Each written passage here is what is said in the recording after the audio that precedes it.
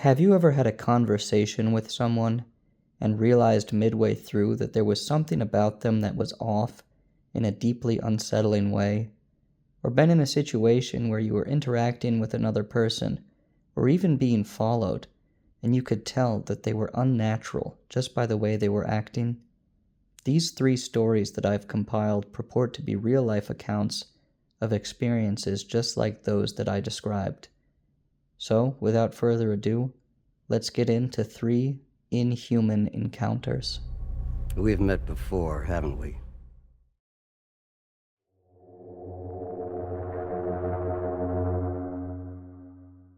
Our first story was posted on Reddit by user the_restless_artist in 2015.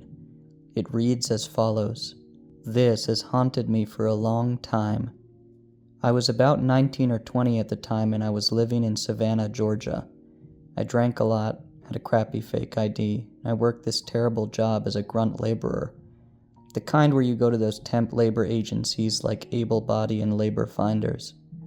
I'd show up at 4 a.m., work until 5 p.m., and drink myself to sleep after only taking home maybe $60 for the day. I was supposed to go into work this particular morning, but I decided to skip. It's a labor agency, so they'll just find somebody else. I call my girlfriend and tell her I want to go to the beach, Tybee Beach. I had already started drinking. She comes over and we hop in my big ugly van, pack up some rods, and head to the beach. I decided to have a drink across from the beach at this little bar. Now this is where the story gets interesting. Shortly after ordering my drink, I get this really weird feeling. I become hyper aware of my surroundings. The door opens and I see this guy walk in out of my peripheral vision. There was a seat between me and my girlfriend, but the bar was empty at like 9 a.m. and he could have sat anywhere else, yet he chooses to sit right between her and I. Then he starts doing this thing with his fingers. The bar top was reflective and he takes his fingers like 2 little legs and starts just walking with them, skating with them on the top of the counter. This isn't anything out of the ordinary, but I took notice because when I was in school, I did that all the time. I pretended to have rollerblades on my fingers and that I was skating around my desk. I hated school and was always distracting myself, so I became kind of mesmerized for some reason.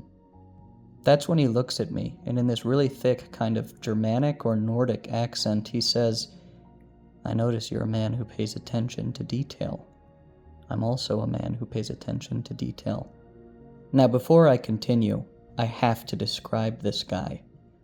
He had this short, spiky hair that was bleached at the tips, kind of like a late 90s style. He had really expensive clothes on, like a nice Prada leather jacket, nice designer jeans, really nice boots. He seemed like kind of a gay guy with awesome fashion sense and really distinctive taste. I always remember this specifically because I think to myself, some weird homeless crazy guy couldn't have afforded those clothes.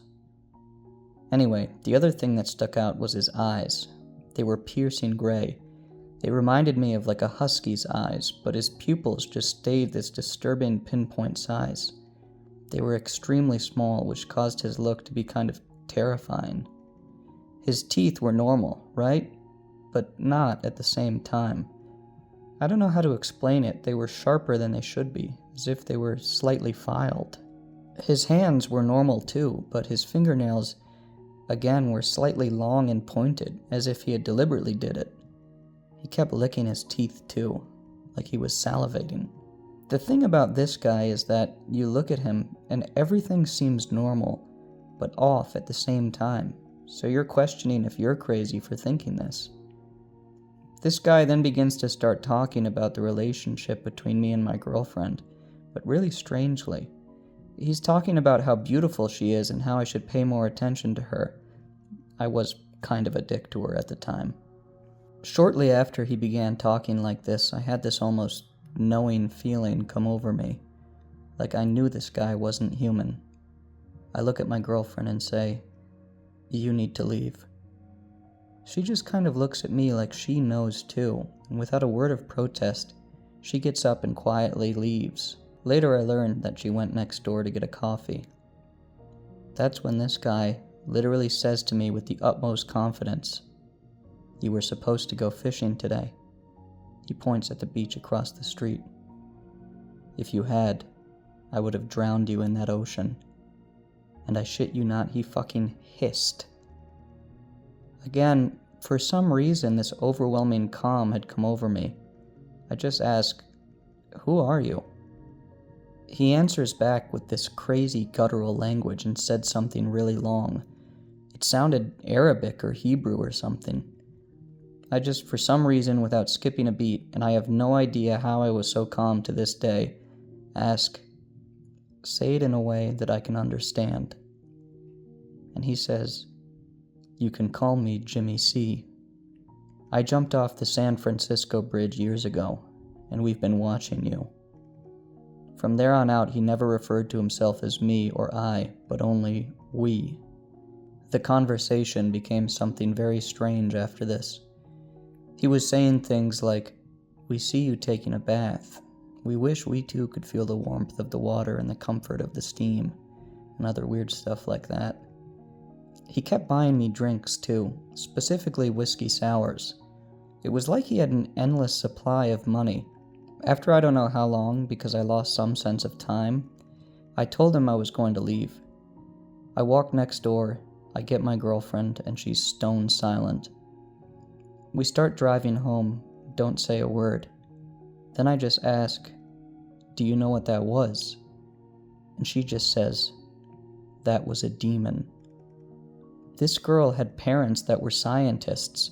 She was really analytical, completely non-religious, and that was the first thing she said. Now, I didn't say this part before because to me, this is the most important aspect of the story. This is what really screwed me up for fucking years. The last thing this Jimmy C guy said to me before I left is this: "Look at my car." I look outside and I see one of those newer Volkswagen Beetles. It was white. What does the license plate say? I look at the plate and it literally says, "Fierce." He looks me dead in the eyes and says, "The next time you see me, I'll be driving a black Mercedes, and the license plate will say, Utopia." Stupid, right? That night I was still calm. I don't know why, I felt like that guy on Office Space after his hypnotherapist died right in front of him and he was weirdly zen. But my girlfriend started having terrible nightmares of this guy's head just staring at her in her dreams. Weeks went by, and that's when the encounter started affecting me. I found myself becoming paranoid about that black fucking Mercedes. Every black car I saw, I checked if it was a Mercedes, and if it was, I immediately looked at the license plate.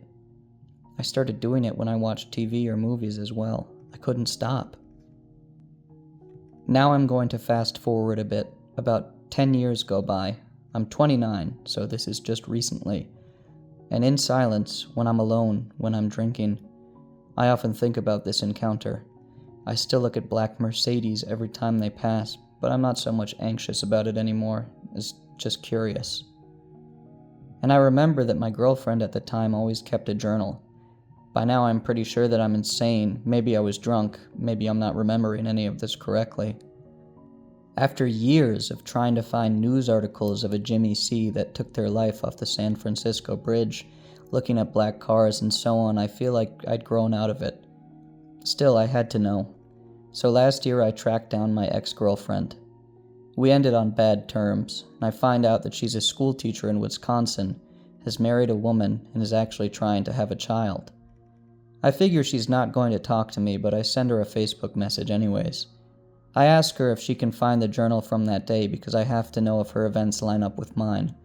Sure enough, she had it, and it contained even more detail than what I remembered, because she had literally written it at the coffee shop next door right after it happened. Here's what her account of the event said. Notes on what happened at Tybee Island, Georgia, on the first Tuesday in December 2005. Drove there during the day, and the sunshine was getting me down. Kept thinking about how earlier I had gone to my boyfriend's house after waking up there, and he woke up early, took a shower, came back and woke me up. Acted very sweet. Then I went home, took a shower, came back to go with him to Tybee, and he'd gotten drunk already and was teasing me, being sort of an ass. I even threatened to go home once, but I stayed, feeling that I really should go to Tybee with him. But I was excited to show Tybee to Will during the day since I knew it well, and he'd never seen it. He talked about how it all reminded him of his childhood as we drove through the salt marshes and over bridges, the sun, the palm trees. I'd grown up in fog. Got to Tybee and he wanted to get a couple of beers even though we had rum in the trunk. Well, really the back of the van. The first bar we went to carded Will, and so we left, remarking that everyone in the place had given us strange looks as soon as we walked in. Went over to Fanny's a couple of doors down, all in the area of the beach by the pier. I decided I didn't want beer after all and told the woman I'd just like a glass of water. My boyfriend had a PBR. It only cost $1. Noticed the Volkswagen Beetle White parked outside when I came in, but did not see Jimmy enter. Will pointed out a man sitting one stool down from me, drumming his fingers strangely on the stainless steel bar, more like dancing with his nails, stretching his long fingers. I immediately thought that he was gay. Will and I watched and talked in whispers about it for a few moments before he, the stranger, spoke. He first talked about how I had noticed him dancing with his nails, the words he used, then looked at his nails, surprised, and said they look like shit. I laughed, getting a weird feeling about the guy. He then spoke about how it's important to notice details and he likes it when people pay attention, that he pays attention to everything, that he knows that I do too. His eyes are some word that Will couldn't decipher in his retelling. Blue, gray, he has blonde hair and a narrow pointed nose above pale lips that cover crooked teeth. Not very white, almost like fangs. His teeth are all I can look at until I look him in the eye, something I normally won't do until I know a person at least a little, and he seems to evade me. He asks if I love my boyfriend, but doesn't use his name or mine.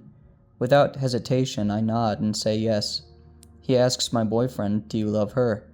And he looks uncomfortable, laughs a little bit, says, "Yeah, I guess so." Then the guy says that I am beautiful, that if my boyfriend won't love me unconditionally as I do him, someone else will. He touches my hair and says that I am a creature of God. He then tells us that he walked 3 miles up and down the beach and that it sucked, said something about God's green earth, told a story about a scorpion that asked a frog for a ride across the river, and then stung the frog, told the frog that it was in his nature, and then they both enjoyed their last minutes of life because they both would then die. He told Will he knew him and kept trying to get to him through me. He'd say, "I'm not hitting on you, girl," but continually told me I was beautiful. He tried to piss Will off, kept saying that he knew him, said he is in his room at night, that he crawls on his back. He told my boyfriend his glasses, the aviator sunglasses that I gave him, were cheap, and that my glasses were perfect because I see through them rather than trying to hide behind them. Then he said I was perfection, that I was one step away from becoming myself. Earlier he talked about fashion, thought my glasses might be Armani, said Prada was his favorite person. When I noticed that his orange leather jacket had a red rectangle of fabric on the left breast that said Prada. He said to my boyfriend Will that he knew who he was, to which Will replied that he knew who he was. The stranger left to go to his car to get money for more drinks. He'd offered to buy us all a shot of tequila and already bought Will a beer. As he walked out, he pointed to the license plate. His car was the white Beetle outside. The license plate read Fierce. While he was gone, Will asked me if I knew who the man was. I nodded, saying I had an idea. "Yeah, but you think you're crazy every time you think it, don't you?" Will said. I was thinking the man was the devil or something close. My girlfriend then wrote a couple of notes that she missed. When asked where he was from, he didn't answer. We thought he could have been from Tybee, but he said he didn't live there. Asked him where he lived and he just started talking about his other car, a Mercedes-Benz with a plate that said Utopia. Asked if he lived in his car and he said no, Utopia's doors are closed to me. Will asked him where he learned all he was talking about. He said he could speak 5 languages, English being the most important because it is trained, and often spoke a few sentences in a language I could not recognize. And he said he had lived in San Francisco, where he jumped off a bridge and died. That's the point where I had told my ex-girlfriend to leave. That's when he said he would have drowned me in the ocean, started referring to himself as we, and finally told me that the next time I would see him it would be in the black Mercedes. When I read what she had written, literally that day, I knew that I wasn't imagining the details wrong, that this actually happened. This is probably the single most frustrating and scary thing that has ever happened to me. I want to imagine it's just a normal crazy guy, but unless you saw it and felt it and heard him talk about all the little details of what you were supposed to do that day when only you knew it, you just can't understand the impact of it. It's been 10 years, and my only solace really is that my ex-girlfriend was there to corroborate. That communication where I reached out to her actually caused us to be on good terms again after a decade. It seems to have been something that bothered her just as much as it bothered me. And still to this day, even though I'm living 10,000 miles away in Southeast Asia, I can't stop looking for that car. I can't stop thinking about Jimmy C's twisted face. I wonder if he still crawls on my back, and if the fear I feel at night, often to where I must drink myself to sleep or find a one-night stand just so I don't feel alone, is him, or them, watching me.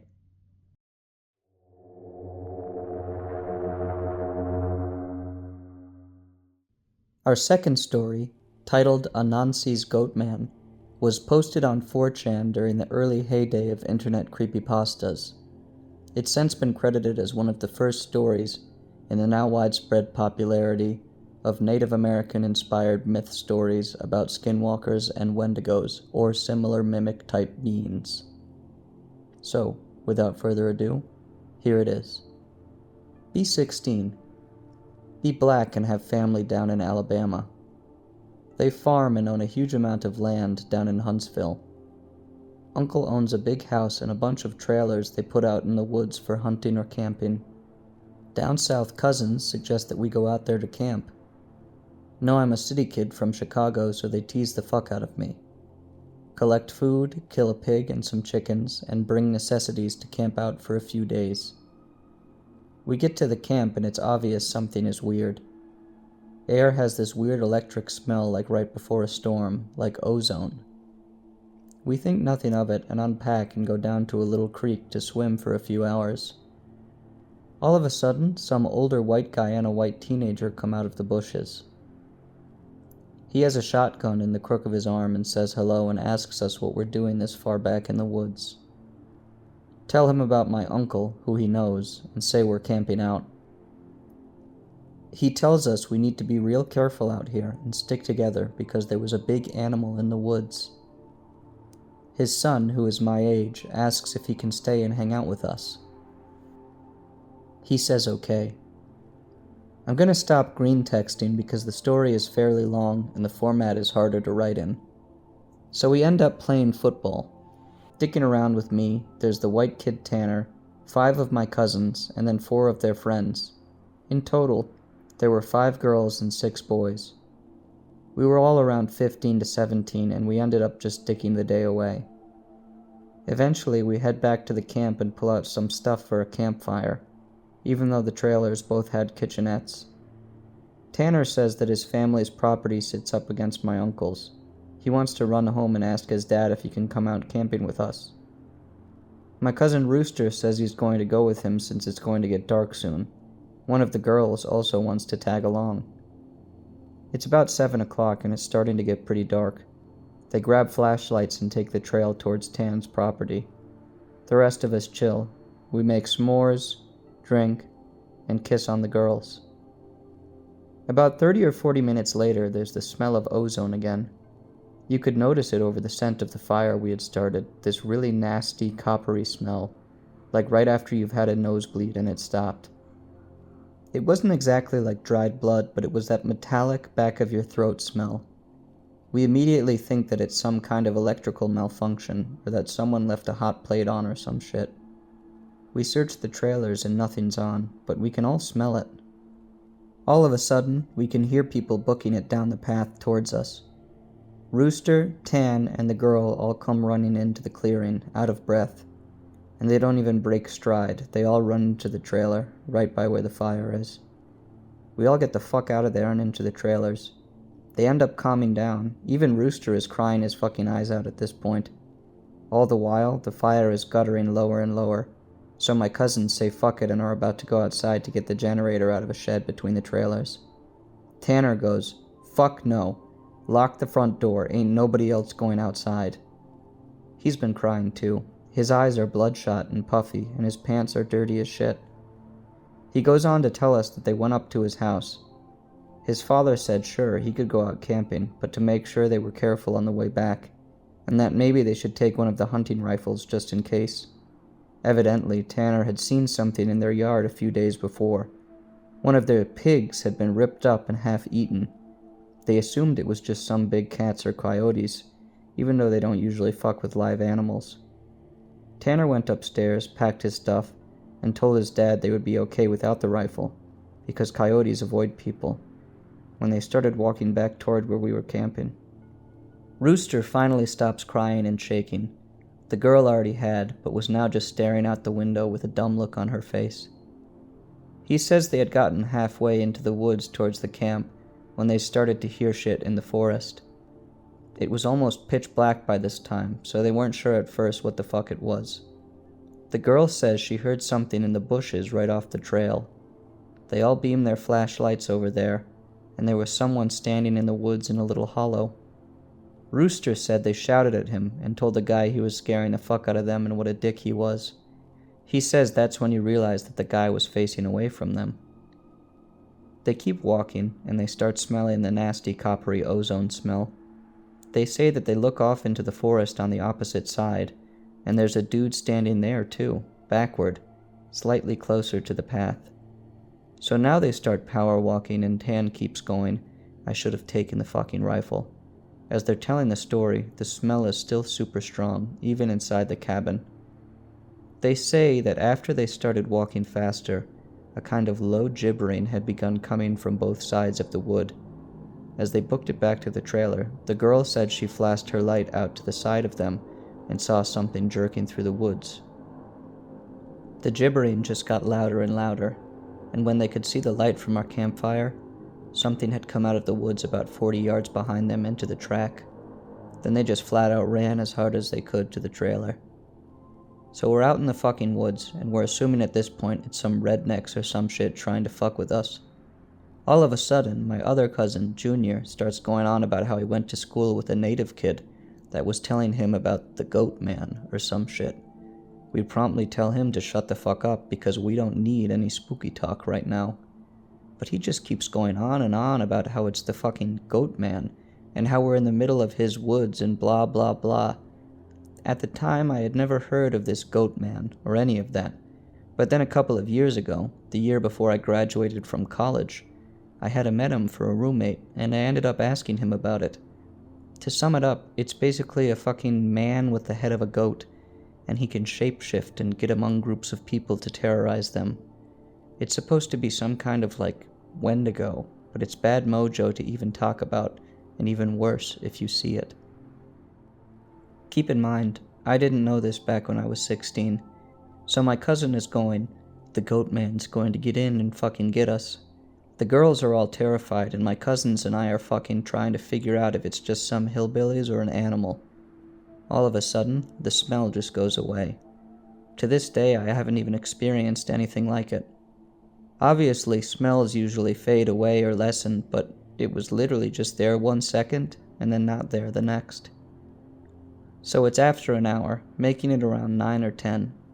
We've stopped shitting bricks enough to go back outside and stoke the fire again. We figure it was just some assholes trying to fuck with us, so we don't go back home, because we think if we do, they'll chase us through the woods or some crazy shit. Nothing else happens that night. We stay another night, and for the main part of that night, nothing happens. But at about 1 in the morning, we're outside getting drunk and telling ghost stories. As someone is finishing some too spooky story, I don't remember what about, the smell comes back. It's so fucking strong that one of the girls literally starts vomiting. I stand up and you can actually feel how clammy the air is. I say we should get inside and that this isn't right. We should have just fucking left. We all go back inside and we're standing around. My cousin keeps going on about how it's the goat man. My other cousin Rooster tries to shut him the fuck up, and all the while, I'm just feeling that something is wrong, and I can't figure out what the fuck it is. We end up sitting in there for a while. The smell is just as strong, and we're terrified and all huddled in this camper. We end up cooking brats for everybody because nobody wants to go outside. It's one of those packs with 4 brats. We have a total of 3 packs. I grill them up on the stove and give everybody a hot dog, then get mine. After a while, one of my cousins gets up and goes over to the pot to get another one. He starts grumbling about how I got 2 brats and everybody else only got 1, and I look at him like he's fucking stupid.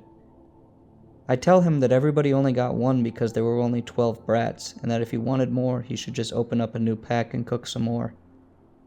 That's when the girl that had been out with Rooster and Tan just starts screaming, "Oh Jesus, oh Lord, get it out." She's crying and shivering, and then it dawns on the cousin standing up what the fuck is wrong. Me and him both glance around the room, and I feel my heart fucking sink. I run the fuck out of the cabin, and the girl runs with us. The trailer door is banging against the side of the trailer as everybody books it out. One of my cousin's friends asks us what the fuck was wrong. I start counting us. There's only 11 now. I shit you not, my cousin verified. There had been 12 people in the cabin. But being that everybody didn't really know each other well, nobody had noticed the whole fucking time that there was an extra person. And then I realized earlier that I had kind of noticed something was off. You know when you're just dicking around, having a good time, that you don't sweat all the small shit, and you don't always keep track of certain stuff? I'm dead sure that someone else had been in the trailer with us, and that they had been there for at least a fucking day, eating with us. What makes it worse is I couldn't figure out who it was, because I don't think anyone ever actually interacted with the other person, or the goat man. The girl kept praying to Jesus, and we're all sitting outside. Eventually we get big-ass sticks and go back in the cabin, but there's nobody in there. We count again, and there's 11 people. We go back into the trailer and lock the door. We explain what the fuck happened. The girl says that she realized too, and that when she was about to say something, the person sitting next to her had grabbed her leg hard, leaned over toward her, and said something she couldn't understand. So we are pretty much scared as fuck, and we huddle together, and I fall asleep. When I wake up, the sun is just coming up, and half the people are asleep, and the other half are packing our shit up. We all want to walk back home, but like 4 people want to stay until the sun is all the way up. And some people actually think we're just fucking around and still want to stay at the trailers. I just want to get the fuck out of the woods. The girl's name was Kira, the one that the goat man had touched. Anyways, I asked her if she really thinks it was something bad, and she just says she wants to go home, and that she doesn't want to be out in the woods alone for another night. So we decide to split up. The 4 that want to go can go, but I have to stay because I have the keys to the cabin, and it's my uncle's and I have to lock up. I'm super pissed at this point because I feel like people aren't taking this shit seriously, and I definitely didn't want to be out in the woods for another night. I spend the rest of the day trying to convince the rest of the people, now 4 girls and 4 guys, to get the fuck out of Dodge. Tanner leaves with them to go get a rifle, and he says he's going to be back, so there are just 7 of us left by 4 p.m. At around 5 p.m., he hasn't made it back yet, and we're getting extremely fucking antsy. The only reason I stopped begging them to leave was because he went to get a gun. At about 5:30 p.m., the one cousin that did stay says that the girl Kira is outside. We all look outside, and sure enough, she's standing by the fire pit with her back to the cabin. I'm thinking to myself, if she was so fucking scared, why the hell would she come back? And then I get this nasty feeling in my gut. Keep in mind, the whole time, the coppery smell has gone. Now I realize I can smell just a twinge of it. I say this to the rest of them. Everybody, and these are the people that wanted to stay in the fucking woods after we had the goddamn goat man in our midst, is laughing at me and asking if I set this up to scare them. I'm looking at them like I'm not fucking bullshitting you all right now. I ask them why the fuck would I play like that. So one of the girls goes outside to get Kira. She gets halfway to her and stops cold. Kira starts heaving. I don't know how the fuck to describe it. Sort of like if someone with their back turned was laughing without actually making any sound. It was this fact that made me realize there was not a fucking sound in the whole woods. It was dead silent. This was late September, so it was still fairly hot at the time, but super chilly some days too. And you could usually hear big-ass geese honking or some kind of birds or squirrels chit-chatting. I step out of the door and tell the girl to come back in the fucking trailer right goddamn now. She backs up into it and we lock the fucking door. We pull down all the shades except one and put a guy there in a chair to watch Kira, quote unquote. She stands there for another 20 minutes or so. Eventually the guy turns to say that she's still there, and there's a huge fucking bang on the door. We all jump the fuck up and scramble around the living room of the trailer. The banging is super fucking loud. My cousin is holding one of the girls, the other two are kinda giggling with nervous laughter, and me and the other two guys are shitting bricks. Then we hear Tan. He's screaming, "Let me the fuck in, stop fucking playing." We go over to the door and open it, and he stumbles in with a rifle. There's nobody else outside. Evidently, he had walked up to the campsite. Nothing weird happened in the forest, but he had seen a girl. Mind you, he said it was not Kira standing there, but when he had gotten to the edge of the clearing, she had turned toward him with a slack-jawed look and just stared him down, slowly tracking him as he walked around the outside of the clearing towards the camp. He said it wasn't until he was almost halfway to the trailer that he'd realized she was getting closer to him. She had started off by the fire, and without him even seeing her move, she had been turning, inching closer. He said he just ran the rest of the way back to the cabin, thinking it would open. When he got to the door and it was locked, he turned and it was about half the distance to the door. He looks around the room and then gets super pale. He pulls me to the side and whispers in my ear, "You know there are only 7 of us in here, right?" I get that feeling where your stomach drops to your nuts. It had been back inside the trailer while we were sorting out who was going where, and then when we all went outside to talk earlier in the day, it just slipped right back in. We look out the window and there's nobody there. So we recount, and then I go over and ask everybody how many people were here earlier, and everybody says 8. I say, well, how many are here now? They all do the count and realize there are now only 7 people in the cabin. Tan had brought back a couple boxes of ammo in his rifle. He told his dad that there was some kind of animal in the forest because he didn't think he would believe him if he said it was the goat man. He says that his cousin is supposed to be coming down in a few hours and that in the morning we can all go back to his place and his cousin will drive us home. Now I'm really fucking terrified, but I at least feel better because we can be American and shoot the fuck out of whatever it is if it comes back. But then my cousin gets into this huge argument with one of the girls because she thinks that I'm trying to be funny and prank them. She's getting really scared and thinks I'm not funny. He keeps telling her I'm not that kind of person, and she says, "Well, how do we know the girl wasn't just Tanner in a wig? Or if it's really the goat man, how do we know that this is the real Tanner, and that goat man just didn't kill Tanner in the woods and take his gun?" So we get into a huge fucking argument about this, where me and Tan are like, we could seriously be in danger because at the very least someone has been sneaking themselves into our fucking trailer without us knowing and mingling with us. And at worst, something bad is in the forest fucking with us. One of the girls is crying and saying she wants to go right now, and we're trying to tell her we shouldn't because none of us are walking through the woods in the middle of the night. At this point, the sun is starting to go down, and it's getting a little cloudy out. We eat something and turn on the radio for a while, but we can't really get a station out there with anything decent. So we turn it off at about the time that Tan's cousin shows up. He was like 19, I think. Now the sun is just barely over the horizon, and he has one of those heavy-duty lantern flashlights and another rifle.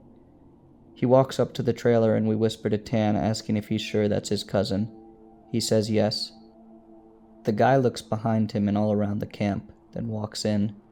He kind of glances at all of us and looks a little confused. Then he says, "Where's your other little buddy at? I figured she would meet me up at the cabin. Is she a little slow or something?" He also asked whether we had been cooking blood in the cabin because it smelled like blood in hot pans all the way up the trail. We were all like, fucking nope. We ask him what the fuck he's talking about with the girl he saw. He had come down the same trail Tan had been using and found one of you guys' buddies standing in the middle of the trail, looking at him slack-jawed. He had asked her a bunch of questions, but all she did was just look at him. Then she smiled, and he said he kept walking.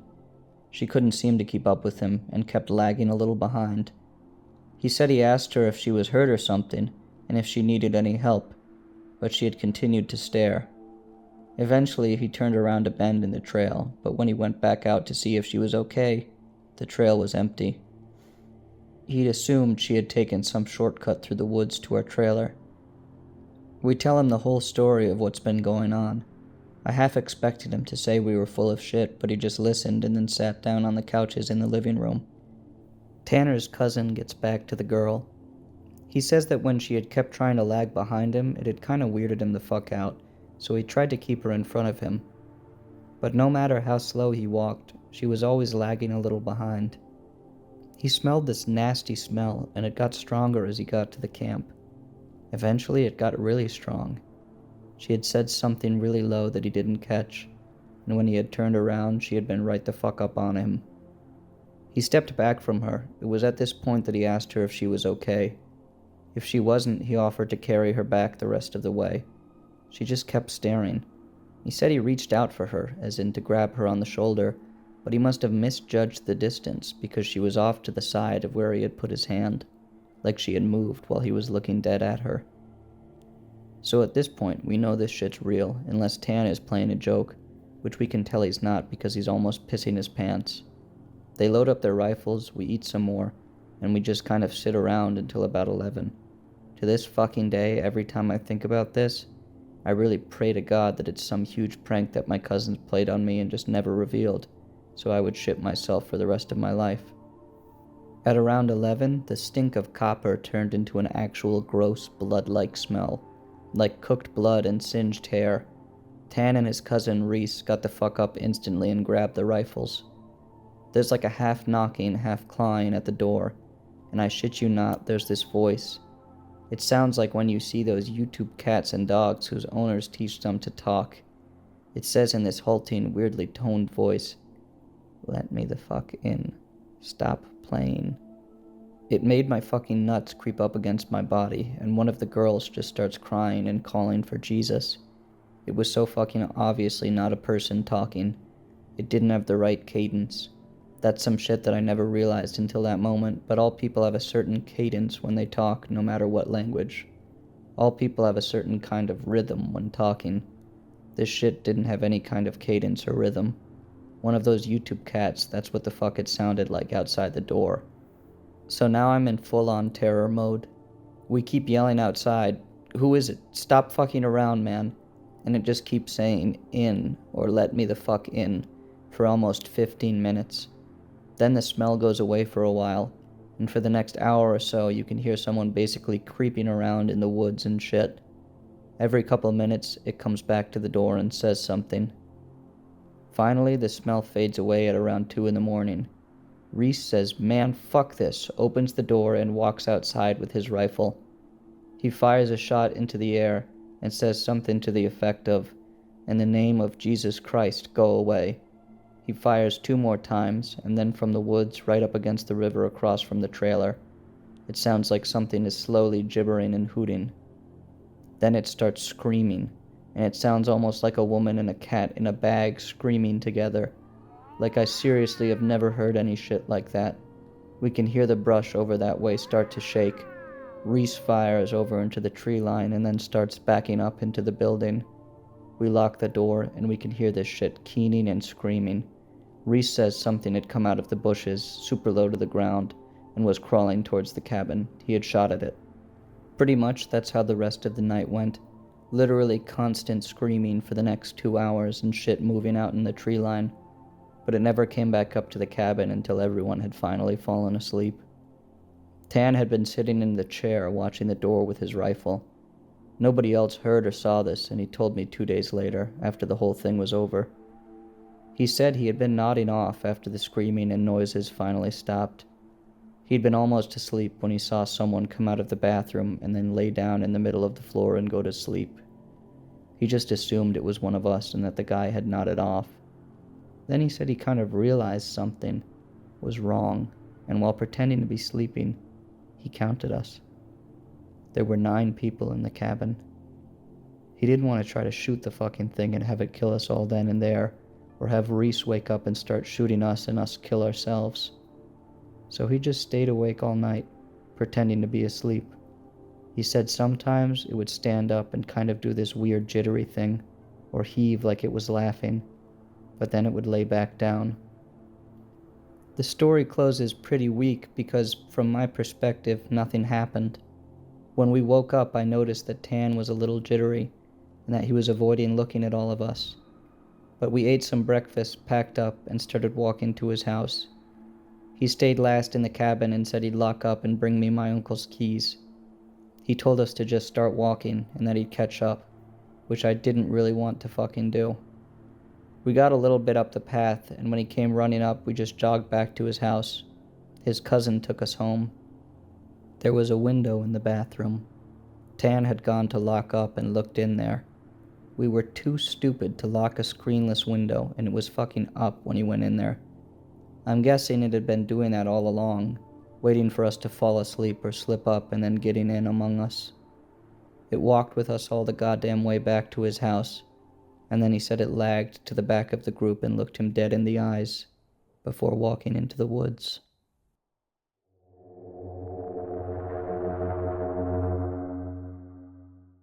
This last story is actually something that happened to me personally, and I'm curious to hear what you guys think, even if it isn't as famous or impactful as the other two, because it really creeped me out when it happened.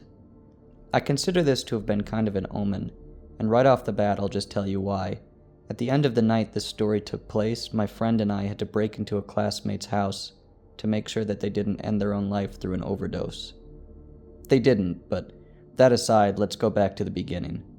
Where I grew up in my senior year of high school, it was common for random guys to call each other at 1 or 2 in the morning, even if we weren't particularly friendly, and invite each other to drive out to the city and get halal from food carts. We would just call and ask, "Halal?" And you pretty much had to say yes, otherwise you were kicked out of the circuit. On this particular night, it was a close friend of mine who called and asked, so I definitely said yes. We stopped at CVS on the way into the city because I wanted to get an ice cream. I went in and started looking around, and at some point I entered an odd trance where I kept checking the same shelves and just couldn't find the ice cream, no matter where I looked. The buzzing that you would normally expect in a CVS or pharmacy and the shuffling of people's feet was also something that seemed tuned out for me, and I noticed a lack of any other customers in the store. And although I could see the employees through my peripheral vision, I couldn't really clock the fact that they were there. But eventually, I did notice one other person. Far behind me in the aisle I was in, there was a massive man, about 6'5" and heavy set, wearing a long black coat. He was bald, and it looked like, if I had to give it my best guess, he was Korean, but his facial features were very distinct. I'd never seen anything like it. He was starkly pale, with a wide, thick-lipped, closed smile and sunken eyes, and his expression was so placid and unmoving that his whole face looked like some kind of theater mask. His head was slowly moving side to side as his feet shuffled from left to right, but his eyes never left me as he moved. I turned back around, not frightened yet, but definitely having noticed how unique he looked. Then I moved on, still looking for the ice cream. In the next aisle over, when I looked behind me again, the black-coated man was there, this time a little closer, still looking at me and shaking his head side to side. And the rest of my search for the ice cream went on like this, kind of like an odd dance between me and this man. Every new aisle I would look behind, and he would be closer. I still felt like I was in a trance, not completely in control of my actions, but gradually getting more scared and more aware as I moved through the store. Finally, I found a vanilla ice cream sandwich in the freezer that should have been obvious to me the minute I walked through the doors, and I snapped out of it. Without looking behind me, I speed-walked towards the self-checkout and paid. I still wasn't cognizant of any other customers in the store, and no employees had offered to help me yet. When I bagged my sandwich, I tilted my head over my shoulder and almost screamed. The man was right there, towering over me. He had never stopped moving his head back and forth the whole time he had been following me, and still he was staring directly at me. He didn't seem malicious, though. The look in his eyes was just deeply curious, like a child trying to figure out a simple puzzle. I ran out of the CVS and jumped in my friend's car. From the car window, I couldn't see the man through the glass front door next to the self-checkout I was just at anymore. I told my friend to wait for a little bit after telling him the story, and we waited. For 15 minutes we waited there, and we never saw that man leave the store. So there we have it. I love Inhuman Encounters because there's an aspect beyond real-world horror stories where it could be missed communication and someone believes that they saw something which they really didn't and are just chalking up a regular encounter due to their own imagination or some other factors. But then again, it always could be the influence of something that we just can't understand. Anyways, guys, thanks for listening/watching, and Happy New Year. Let's make 2025 one for the books. But try to avoid any people that smell like blood.